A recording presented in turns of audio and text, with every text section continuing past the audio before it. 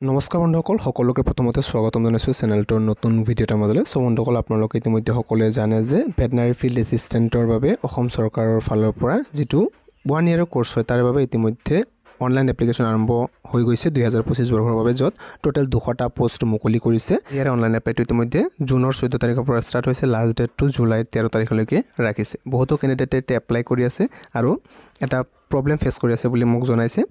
চ' কৈছে যে এজটো ইয়াতে লেছ দেন 18 ইয়াৰ্ছ দেখুৱাই আছে, যদিও বা ইয়াতে তেওঁলোকৰ 18 বছৰ 18+ হৈ গৈছে। তথাপিও ইয়াৰ ক্ষেত্ৰত কৈছে যে 2003ৰ পৰা যদি দিছে সেইটোহে আপোনালোকৰ 18 ইয়াৰ্ছ হয়, কিন্তু 2004, 5, 6 তেওঁলোকৰ হ'ব লাগে, কিন্তু সেইটো নহয়। চ' এই ক্ষেত্ৰত আপোনালোকক জনাওঁ যে এইটো এটা টেকনিকেল গ্লিচ হয়। আজি আপোনালোকৰ ইতিমধ্যে হয়তো এইটো ঠিক হৈ যাব লাগে, আৰু যদিও হোৱা নাই অতি সোনকালে এইটো ঠিক হৈ যাব বুলি আশা কৰা হৈছে। আজি এইটো এটা টেকনিকেল গ্লিচ হয়, ইয়াৰ বাবে আপোনালোকে চিন্তা কৰিব নালাগে। আপোনালোকে এইটো অতি সোনকালে ঠিক হৈ যাব, আপোনালোকে চেক কৰি থাকিব। ইয়াৰ পিছত কথা হ'ল যে এপ্লাই কৰোঁতে আপোনালোকে কিছুমান সাৱধানতা অৱলম্বন কৰিব, বহুত ইম্পৰ্টেণ্ট হয় এইটো। মই আগতেও আপোনালোকক কৈছিলোঁ, ইয়াৰ আগত বহুতো কেণ্ডিডেটৰ কিন্তু ৰিজেক্ট হৈছিলে সেই ভুলটো কৰাৰ বাবে। চ' কি ভুল নকৰিব আপোনালোকক সেইটো মই কৈ আছোঁ। তো ডকুমেণ্ট ইয়াতে যিবিলাক আপলোড দিব লাগে, ঠিক আছে। তো ডকুমেণ্টৰ ক্ষেত্ৰত চাওক, ইয়াতে প্ৰথমতে ফৰ এজ প্ৰুফ আপোনালোকৰ যিটো HSLCৰ চাৰ্টিফিকেট নাইবা এডমিট কাৰ্ড আপোনালোকে দিব পাৰে। ইয়াতে আপোনালোকে যিটো ডকুমেণ্ট আছে তাৰ ঠাইত সেইটোৱে আপলোড দিব। তাৰপিছত বাই চান্স যাতে আপোনালোকৰ এটাৰ ঠাইত আনটো ডকুমেণ্ট নাযায়, বুজি পাইছেনে? ছাপ'জ ধৰক আপুনি PRCৰ ঠাইত আপুনি ইয়াতে HSLCৰ মাৰ্কশ্বিটটো আপলোড কৰি দিলে, যদিওবা আপুনি উল্টা পাল্টা এনেকৈ আপলোড কৰিছে এটা ঠাইত আনটো, তেনেহ'লে আপোনাৰ এইটো ডাইৰেক্টলি ৰিজেকশ্যন হৈ যাব।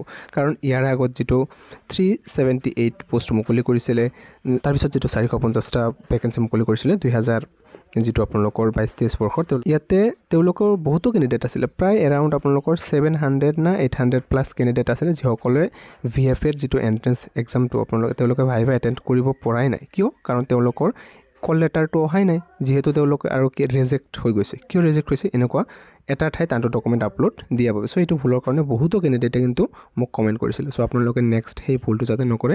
যিটো ডকুমেণ্ট ৰিচাইজ কৰিব, ধৰক আপুনি এটা ডকুমেণ্ট ৰিচাইজ কৰিলে তাৰে ঠাইত আপুনি লিখি ল'ব যে এজ প্ৰুফ চাৰ্টিফিকেট, বা যিটো আপোনালোকৰ HSLC চাৰ্টিফিকেট বা HSLC এডমিট এনেকৈ লিখি ল'ব। PRC ঠাইত PRC বুলি লিখিব, HSLCৰ মাৰ্কশ্বিটৰ ঠাইত HSLC মাৰ্কশ্বিট এনেকৈ লিখি ল'ব, যাতে এটা ঠাইত আনটো ভুলতো যাতে আপলোড নহয়, নহ'লে কিন্তু এইটো ৰিজেক্ট হৈ যাব। আৰু চিলেকশ্যন প্ৰচেছৰ ক্ষেত্ৰত চাওক কেনেকুৱা ধৰণৰ কুৱেশ্যনছ আহিব। ৱেইটেজ থাকিব, যিটো 100 মাৰ্কছৰ এটা পেড এক্সাম মানে লোৱা হ'ব। ইয়াতে পাৰ্চনেল এছেছমেণ্ট টেষ্ট বুলি কয়। আপোনালোকৰ হায়াৰ ছেকেণ্ডাৰী উইথ বায়'লজি, ইয়াৰ পৰা আপোনালোকৰ 40% ৱেইটেজ থাকিব। ইয়াতে বায়'লজি উইথ বায়'লজি মানে আপোনালোকৰ ফিজিক্স, কেমেষ্ট্ৰি, বায়'লজি PCB থাকিব লাগিব। Percentage of marks in HSLC মেট্ৰিকৰ পৰা 20% ৱেইটেজ থাকিব, আৰু পাৰ্চনেল এছেছমেণ্ট টেষ্ট বা পাৰ্চনেলিটি এছেছমেণ্ট টেষ্ট ইয়াৰ পৰা আপোনালোকৰ 40% ৱেইটেজ থাকিব। ইয়াতে কুৱেশ্যনৰ ক্ষেত্ৰত তেনেকুৱা ইমান হাৰ্ড কুৱেশ্যন নাহে, য'ত আপোনালোকৰ ভাইভাহে ল'ব, অকল ৰাইট এণ্ড এক্সাম, কোনো ধৰণৰ লিখিত পৰীক্ষা দিব নালাগে। কুৱেশ্যনসমূহ সুধিব জাষ্ট আপোনালোকক, এক্সামিনাৰ থাকিব, তেখেতসকলে সুধিব আপোনালোকক বায়'লজিৰ পৰা, ফিজিক্সৰ পৰা, কেমেষ্ট্ৰিৰ পৰা, আৰু প্লাছ আপোনালোকৰ জেনেৰেল এৱাৰনেছ, য'ত আপোনালোকৰ আমাৰ ৰাজ্য বা দেশখনৰ বা নেশ্যনেল যিবিলাক কুৱেশ্যন আছে এইবিলাক সুধিব। 5 কুৱেশ্যনছ আৰ আস্কড বাই ইচ মেম্বাৰ, প্ৰতিগৰাকী মেম্বাৰে 5টাকৈ কুৱেশ্যন সুধিব আপোনালোকৰ, 2-3 মেম্বাৰ্ছ ডেইলি অন এ ৰোটেশ্যনেল বেচিছত। তাৰপিছত প্ৰতিটো কুৱেশ্যনত 4 নম্বৰকৈ কেৰি কৰিব। তাৰপিছত ইয়াতে ফাইনেল মেৰিটটো আপোনালোকৰ 3টা প্লাছ কৰি হ'ব। চাওক A+B+C, মানে য'ত আপোনালোকৰ মেট্ৰিকৰ পাৰ্চেণ্টেজৰ পৰাও 20% ৱেইটেজ থাকিব, হায়াৰ ছেকেণ্ডেৰীৰ পৰা 40%, প্লাছ যিটো ভাইভাত হ'ব আপোনালোকৰ পেট এক্সাম তাৰে পৰাও 40%। এনেকৈ আপোনালোকৰ ফাইনেল মেৰিট লিষ্ট এটা ওলাব কেটেগৰী ৱাইজ। তাৰপিছত যিসকলৰ লিষ্টত নাম আহিব তেখেতসকলে কোৰ্চটোৰ বাবে এডমিশ্যন পাই যাব। তো ইয়াতে যেতিয়া আপোনালোকে ফটোগ্ৰাফ আপলোড কৰিব সেই ক্ষেত্ৰতো ধ্যান দিব। চাব আপোনালোকৰ যিটো ফটোগ্ৰাফিটো একদম ক্লিয়াৰলি ধুনীয়াকৈ ভিজিবল হ'ব লাগিব, আৰু ফটোগ্ৰাফ আফটাৰ 1 জানুৱাৰী 2025 পিছত উঠা ফটো আপোনালোকে দিব। আগৰ পুৰণি ফটো নিদিব, আকৌ কালাৰিং ফটো দিব। ব্লেক এণ্ড হোৱাইট ফটোটো এইটো দিব নালাগে। তাৰপিছত হোৱাইট বেকগ্ৰাউণ্ডৰ ফটো হ'ব লাগিব, মানে পিছফালৰ যিটো কালাৰ হ'ব আপোনালোকৰ ফটোৰ বেকগ্ৰাউণ্ডটো হোৱাইট হ'ব লাগিব, বাকী কালাৰো আপোনালোকে নিদিব, হোৱাইট বেকগ্ৰাউণ্ড দি দিব এটা। তাৰপিছত ছিগনেচাৰটো আপোনালোকে ডাৰ্ক নীলা নাইবা এই যিটো আপোনালোকৰ ক'লা পেন কলম আছে তাৰে এটা হোৱাইট পেপাৰত ছিগনেচাৰ কৰি সেইটো আপলোড কৰিব, যিবিলাক চাইজ দি আছে মিলাই চাব।